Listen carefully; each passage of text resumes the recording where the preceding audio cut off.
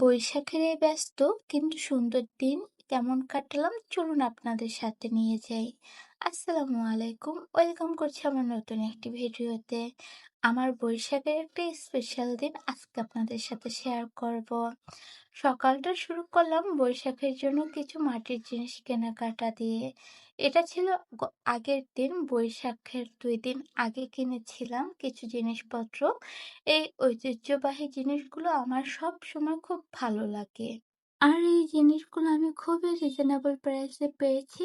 আর এগুলো একটু গেস করেন তো কত টাকা প্রাইসের মধ্যে নিতে পারে? আমি সবগুলো মিলিয়ে 4টা কাপ, 4টা পিরিচ আর একটা পাতিল নিয়ে এসেছি। এগুলো আমার কাছে ভীষণ ভালো লাগে। তোমাদের কাছে কেমন লাগে অবশ্যই কমেন্ট করে জানাবে।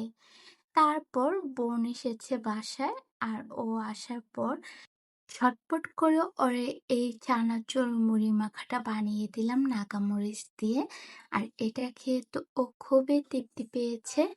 আসলে আচার লাভার যারা আছো তারা এরকমভাবে মুড়ি মাখা মেখে খেয়ে দেখো, অনেক মজা লাগে।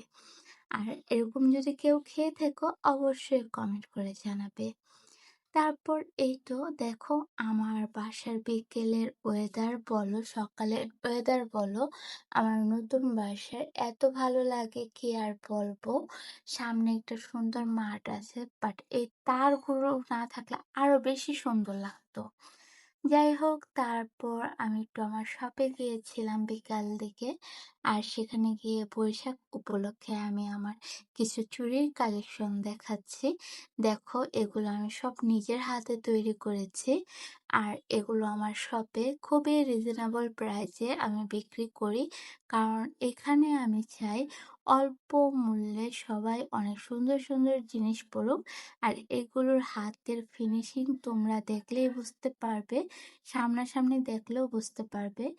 তারপর পরের দিন সকালবেলা যেহেতু বৈশাখ আর আমার বাসায় মেহমান আছে, তা আমি সকালবেলা ঘুম থেকে উঠেই কিছু নাস্তা পানি করে তারপর রান্নাটা বসিয়ে দিয়েছি।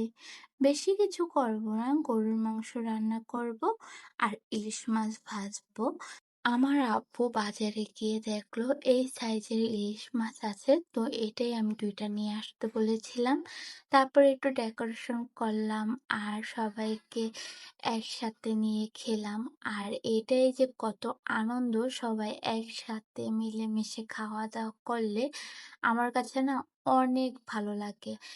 আর তারপর আমরা 2 বোন মিলে একটু ব্যালকনিতে আড্ডা দিলাম, চা খেলাম। আর সাথে আমি ঘরোয়া স্বাদের আলুর চিপস ভাজলাম। এগুলো দিয়েই আমাদের বৈশাখ চলে গেল। এই ছিল আমার বৈশাখের ব্যস্ত কিন্তু সুন্দর একটা দিন। ভিডিওটা ভালো লাগলে লাইক, কমেন্ট আর ফলো করতে ভুলবে না। আবার দেখা হবে নতুন কোনো ভিডিওতে। আল্লাহ হাফিজ।